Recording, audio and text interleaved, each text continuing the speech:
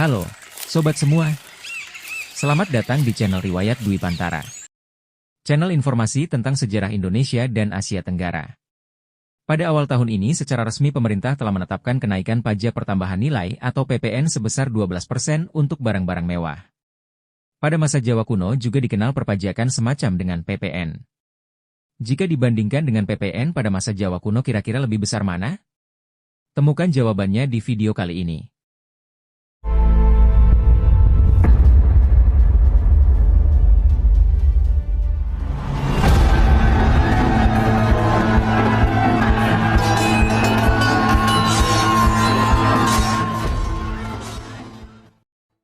Aktivitas perekonomian di Pulau Jawa sudah ramai pada masa kerajaan-kerajaan Jawa kuno. Bahkan kegiatan perdagangan telah menjangkau ke pelosok desa di pedalaman Pulau Jawa. Berita tentang kegiatan perdagangan banyak diketahui dalam sumber-sumber prasasti. Istilah Jawa Kunowi atau beli pertama kali diketahui dalam prasasti dari tahun 878 Masehi dan istilah wiyaya ditemukan pada tahun yang sama dari prasasti yang lain. Hal itu mengindikasikan adanya transaksi perdagangan, namun tidak diketahui apakah semua transaksi menggunakan mata uang sebagai sarananya. Di tingkat desa, transaksi jual-beli biasanya dilakukan di pasar-pasar yang berlangsung secara bergiliran mengikuti sistem penanggalan 5 hari seminggu atau pancawara. Siklus ini mungkin berkaitan dengan sistem penataan desa-desa kuno yang dikenal dengan panatur desa. Dalam tatanan ini, satu desa dipusat sebagai desa induk dan dikelilingi oleh 4 desa di keempat mata angin utama. Pada masa selanjutnya, tatanan semacam itu dikenal dengan istilah mancapat, yang artinya 4 yang di luar. Selanjutnya terdapat pasar yang lebih besar dengan jaringan yang lebih luas, mungkin merupakan perdagangan antar wilayah watak. Salah satu pasar dalam sistem ini menjalankan fungsi sebagai pasar pusat yang menampung barang-barang yang diproduksi oleh sejumlah pasar pancawara yang lebih rendah. Barang yang diperdagangkan di tempat ini tentunya semakin beraneka ragam lagi karena menampung komoditas yang dihasilkan oleh lingkungan yang berbeda-beda. Di samping perdagangan antar desa dan antar watak, juga masih ada perdagangan antar pulau dan internasional. Kedatangan orang-orang asing telah dicatat sejak periode Mataram kuno, khususnya dari abad ke-9 dan awal abad ke-10 Masehi. Di prasasti Gandasuli telah menyebutkan seorang Dang Puhawang atau nahoda kapal. Di berbagai prasasti menyebut orang-orang asing dari daratan Asia Selatan dan Asia Tenggara di antara para warga Kilalan. Tentunya mereka adalah pedagang yang menetap di Jawa untuk waktu tertentu.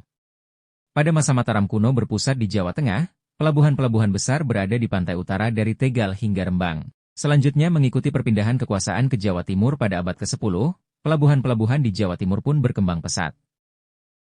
Selain pelabuhan di pesisir utara, juga terdapat pelabuhan-pelabuhan sungai di daerah-daerah yang lebih ke arah hulu Sungai Brantas dan Bengawan Solo. Seperti tercatat di prasasti Kamalagian bertahun 1037 Masehi menyebutkan tentang adanya pelabuhan Hujung Galuh yang banyak didatangi oleh para pedagang dan saudagar dari pulau-pulau wilayah Dwi Pantara maupun dari daratan Asia. Ada yang menduga Hujung Galuh berada di Surabaya, sedangkan Casparis memperkirakan di sekitar Mojokerto.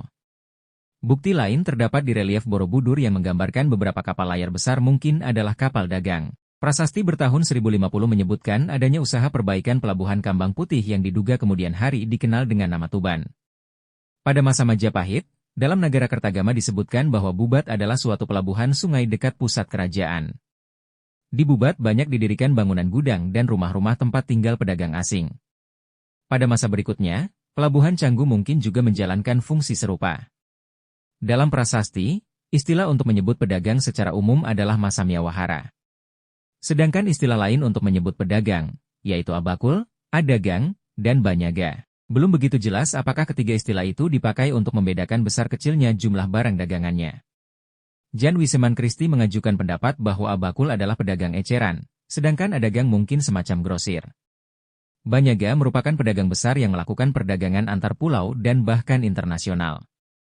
Dalam prasasti digambarkan bahwa barang dagangan ada yang dipikul atau pinikul, tapi ada yang dibawa dengan pedati atau agulungan, dan ada yang dibawa dengan perahu atau maparahu. Disebutnya pedati dan perahu sebagai sarana transportasi untuk membawa barang dagangan membuktikan adanya perdagangan antar desa dan antar wilayah. Barang-barang yang diperdagangkan di pasar desa antara lain beras, kacang, sayuran, buah-buahan, ayam dan telur-telurnya, minyak, gula, dan makanan kecil.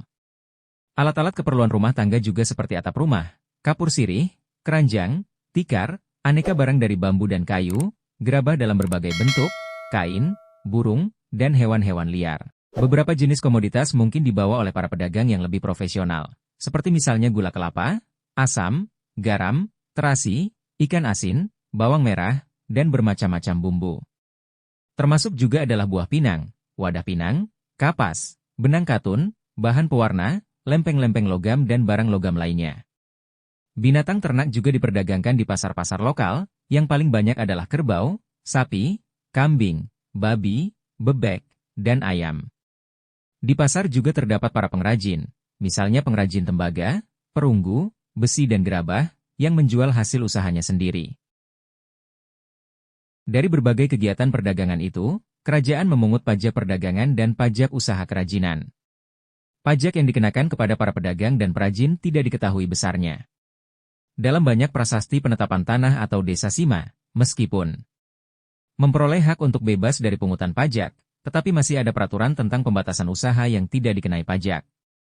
Jika jumlah barang dagangan lebih dari yang ditentukan, maka sisanya akan dikenakan pajak. Dari hal itu dapat disimpulkan bahwa jenis usaha yang berada di luar daerah sima juga dikenai pajak, meskipun besarannya berbeda dengan pasar di daerah sima. Adapun dasar pengenaan pajak terhadap berbagai jenis usaha dapat ditelusuri melalui satuan unit atau besaran yang digunakan untuk menentukan pembatasan usaha di daerah sima, karena yang di luar sima disebut secara eksplisit. Pajak perdagangan atau penjualan disebut dengan istilah panemas dan dikelola oleh petugas pajak perdagangan yang disebut Kakalangan Madrawiyah Haji. Pajak perdagangan ini dipungut dari pedagang yang antara lain terdiri dari bantiaga atau wantiaga, atau sering disebut apeken dan para sambiawahara. Pemungutan pajak perdagangan ini dilakukan oleh petugas kerajaan yang disebut tuha dagang atau juru dagang. Adapun dasar pemungutannya disesuaikan dengan jenis komoditasnya. Misalnya hewan dasar pengenaannya dihitung berdasarkan jumlah cacahnya yang dinyatakan dengan satuan prana atau tuhan. Untuk jenis komoditas hewan masih terdapat cara hitungan lain yang belum semua diketahui tolak ukurnya. Misalnya dengan satuan wantayan, wurugan, tarup, paranggang, dan gagalah. Aktivitas perdagangan lainnya yang dikenai pajak adalah dual pinikul dan agulungan. Dual pinikul adalah pedagang yang menjual dagangannya dengan cara dipikul, seperti misalnya baju, tirai dari bambu, kapas wungkudu, barang-barang dari tembaga, besi, timah, perunggu, beras, kasumba, minyak, garam, dan gula. Pengenaan pajaknya didasarkan atas jumlah barang dagangan yang dibawa dengan satuan bantal dan untuk barang yang dipikul dinyatakan dengan satuan pikul atau hendang. Agulungan adalah pedagang yang menjual barang dagangannya dengan cara digulung. Pungutan pajaknya didasarkan pada jumlah barang yang dinyatakan dengan satuan pasang dan rangkang. Meskipun besarnya pajak tidak diketahui, tetapi diduga pajak perdagangan berupa sejumlah alat tukar tertentu atau uang. Dugaan ini didasarkan atas kenyataan bahwa perdagangan memerlukan alat tukar. Pada masa Jawa kuno selain dikenal nilai tukar nominal yang berupa uang emas, perak dan perunggu, juga dikenal gobok sebagai mata uang lokal, serta mata uang Cina yang disebut kepeng. Pajak usaha kerajinan yang disebut paure, dikenakan pada kelompok pengrajin yang meliputi kelompok pande dan misra. Pande adalah pengrajin benda-benda yang terbuat dari logam seperti pande mas, wesi atau besi, tamra atau tembaga, dang atau dandang, gansa atau gamelan, kawat, gelang atau pembuat gelang, dadap atau perisai panjang, singen-singen, amalam-malam, dan pande petak. Misra adalah sekelompok pengrajin bukan barang-barang logam, termasuk antara lain tenun cadar atau penenun kain cadar, manganam-anam atau pembuat barang anyaman, magawe rungki atau pembuat payung, magawe suri atau pembuat sisir, mangula atau pembuat gula, manglurung atau pembuat minyak jarak dan masih banyak lagi. Seperti halnya usaha perdagangan, para pengrajin ini juga diketahui dikenakan pajak dari gambaran tentang pembatasan usahanya di sebuah sima. Adapun dasar pengenaan pajaknya tidak berdasarkan jumlah barang hasil kerajinan tetapi dihitung berdasarkan unit kerjanya yang dinyatakan dengan satuan gusali, ububan, wawan, parian, ungkapan atau tanek yang merupakan unit kerja para pande. Salah satu contoh keterangan tentang batasan penjualan komoditas di Tanah Sima dapat dilihat di Prasasti Lingga Suntan bertahun 929 Masehi. Salah satu bagiannya dikatakan sebagai berikut. Semua perdagangan yang ada di wilayah yang dijadikan Sima dibatasi jumlahnya, yang tidak dikenai pajak adalah 3 tuhan untuk semua pedagang. Jika pedagang kerbau batasnya 30 ekor, sapi batasnya 40 ekor, kambing batasnya 80 ekor, itik batasnya 1 wantayan.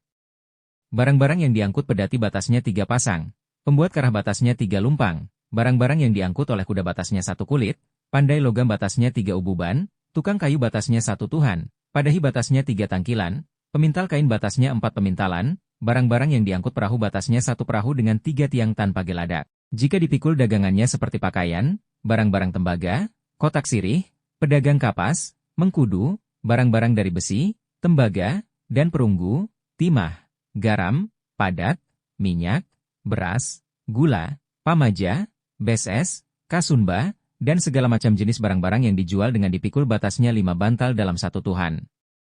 Hanya pedagang-pedagang pikulan di dalam sima yang demikian yang tidak kena oleh Mangilala Drawiyah Haji yang berlainan setiap desa. Jika melebihi dari apa yang ditetapkan, maka selebihnya untuk saudara haji tanpa kecuali. Berita Cina sedikit memperjelas tentang adanya pajak perdagangan atau penjualan, terutama perdagangan beras atau padi. Di dalam berita dinasti Song dikatakan bahwa pejabat perdagangan mengambil 1 kian atau 1/10 tael emas Cina dari setiap 2,2 pikul yang dijual sebagai pajak penjualan.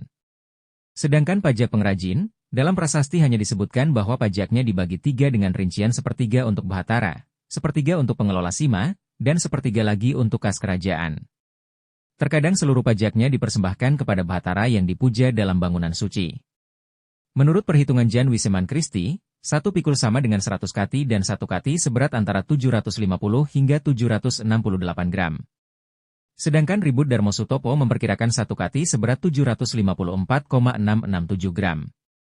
Jika diasumsikan 1 kati sama dengan 768 gram, maka 1 pikul sama dengan 76,8 kilogram. Maka padi seberat 2,2 pikul, sama dengan 168,96 kilogram.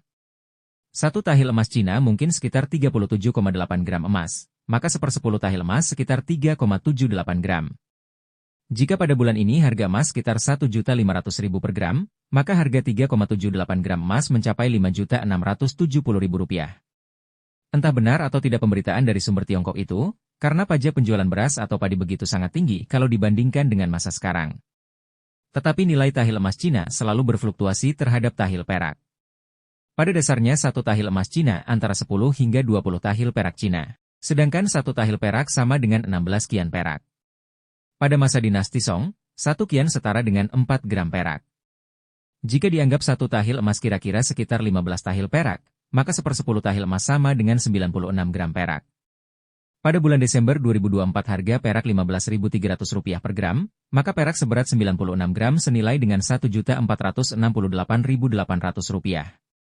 Jadi, setiap 168,96 kg padi atau beras akan dikenakan pajak sebesar Rp1.468.800. Sayangnya harga padi pada saat itu tidak ada sumber yang pasti. Jika diasumsikan dengan harga beras sekarang sekitar Rp15.000 per kilogram, maka beras 2,2 pikul seharga Rp2.534.400. 0,1 x 15 x 16 x 496 gram perak.